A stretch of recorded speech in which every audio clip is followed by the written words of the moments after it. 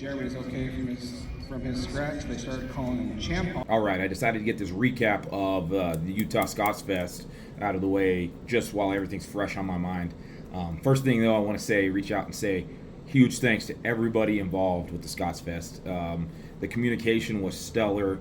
The accommodations they made for us are really good. The pay is great. Come out here. Just everybody did a fantastic job. Autrey and Brooks were kind of AD, co-AD, and they were leading a team. I can really tell when there is good leadership involved in an organization, and I can tell you that the UHA, the Utah Heavy Athletics, has great leadership. I mean, their implements are top notch. Their equipment, the standards, everything, top notch. Until JBB knocked it over with the Sheaf, unfortunately. The cabers are great. Like, their cabers are phenomenally cared for, and they've got a good stash of them. Kind of a little bit of something for every athlete class. So, major props to them. Major props to UHA, Utah Scotfest, the whole thing. The Utah State Fairgrounds are fantastic. They're beautiful. I don't think I've ever seen a fairgrounds so nice. All the buildings are incredible. Super good. They can turn down the heat a little bit. I know it was only like upper 80s today, but this Alaska boy is, struggles in those 80-degree days or higher. I like 60, 65. That's good for everybody, I think. But back to me, the performance that I put on today. As you all know, I was coming back off of an injury to my oblique with the torn muscle. I think I'm probably about 80%, 90% healthy on that. I did give it a good 9 days of recovery to kind of just make sure the integrity of the heel site was good. Didn't do any stretching or any mobility during that time. Didn't do any strength training until about 10 days, 9 days, 10 days after, and didn't throw until about 10 days after. And took it easy on it, and I think that paid off because there was nothing about the injury that necessarily held me up. There was no pain involved. I was missing some rotational mobility because of the lack of the lack of throws training and the lack of like true good mobility training. But I'll gain that back. I don't think it'll be too hard to gain that back. But overall, the injury itself felt pretty good. My stones did not, man, you're going to watch the video. I'll talk a little bit over it, but the stones weren't there. They absolutely weren't. I'd say if there was a positive takeaway for it, though, just keeping my mind in a positive place, I've been toiling with the idea of going back to rotational for a bit, for a couple of years, and I keep kind of hanging on to this glide because it albeit not consistent, it has always kind of held me in there a little bit at that 45 to 48 foot mark. I think those days are gone, and the right knee really contributes to not being able to get a lot of good drive out of the back. Like, my right leg is strong, but it's not very powerful, if that makes any sense. So I think rotating and making up for some of that lack of fast, like real powerful drive out of the back, with just getting some rotational force put onto the implement, on the stone, is going to help.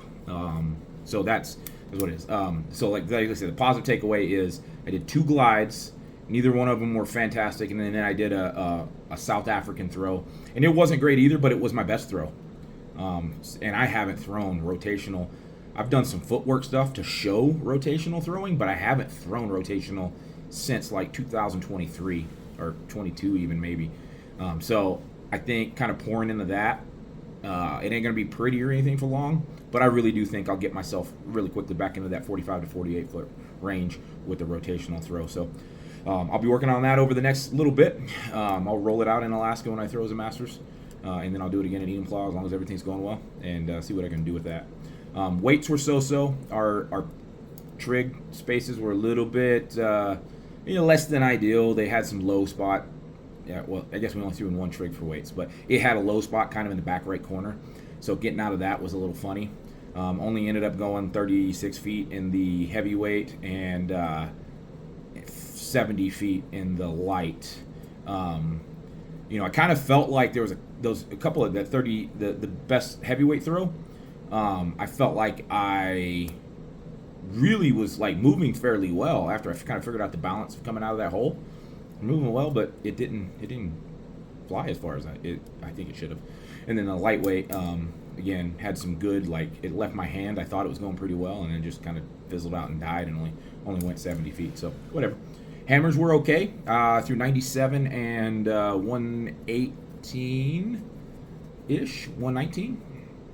Decent, okay marks. Especially, like I said, coming off the injury where I wasn't able to do any hammer training except for the one day. So happy with that. Sheaf was great. Highlight of the day was Sheaf, actually. The thing that tried to kill me a couple of weeks ago was the thing that made me feel good about myself. Got that bag, made some technique adjustments, changed how I gripped the fork, and ended up with a 30-foot throw, which ties my PR with the 20-pound bag. And I do think I've left some room to grow on, kind of a couple of things to take into my training. I will actually be able to train it now that my oblique doesn't hurt. Take it into my training so that I can put on a good show. And I get to throw the 16-pound in a couple of weeks. So we'll see what I can do with that thing. And then wob, nothing. The heat hit me hard at that point. The fatigue and heat got me when we were going into wob. I managed a 14-foot throw. Did it with a no swing, I guess the best I could say. I didn't do any like preparatory swings. So shout out to Vlad for that. I don't know. That's probably not the way, but I cleared 14 pretty easy with it. But I just come in. It felt like I got hit by a truck after I got that 14 feet and missed one of the 15 feet, and I was kind of like woozy, lightheaded. My skin's tingling, which just felt like dehydration hit me hard at that point. I drank a lot. I just sweated it all out, I guess. You might be able to see on this shirt. There's some salt stains. All that electrolytes just leaked out of me. Whatever. And then caber, made a good valiant effort at a good 135, 140 pound stick, and got it stood up to like 85 degrees, and it just wouldn't go over for me. And then I bobbled the pick on that one, but I was able to get it under control, and then I bobbled the pick on the next one. We only took 2 attempts today. We were running behind, so we only did 2 attempts on caber. So, yeah, that's my wrap up. Got 4th in the group. I think things could have been a little bit different if would have got my weights, got my hand on the weights a little bit better. Would have set me up better for maybe slipping into the 3rd or 2nd even. JBB ran away with it like he do. I think he got a 9-point day. Just the dude can throw. He's back. He's throwing well. But again, shout out to UHA, Utah Heavy Athletics, and shout out to Utah Scotfest. They were phenomenal. Thank everybody who was involved in this, and I hope to come back at some point in the future. Crossed it off my bucket list. And it was as good as everybody said it was going to be, and maybe even a little bit better. So would love to come back if y'all will have me, and always looking to get better, always looking to put on even more of a show. So thank you, everybody. And thank you to the viewers for sitting through this ramble. All right, peace.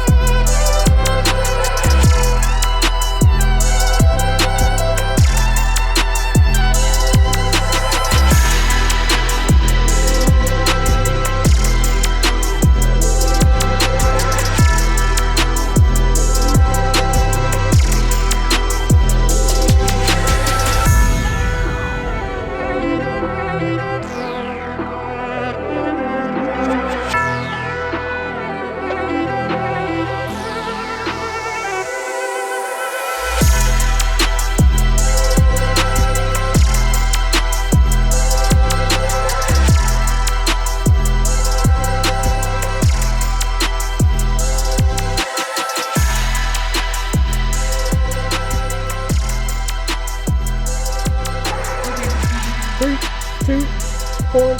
Perfect.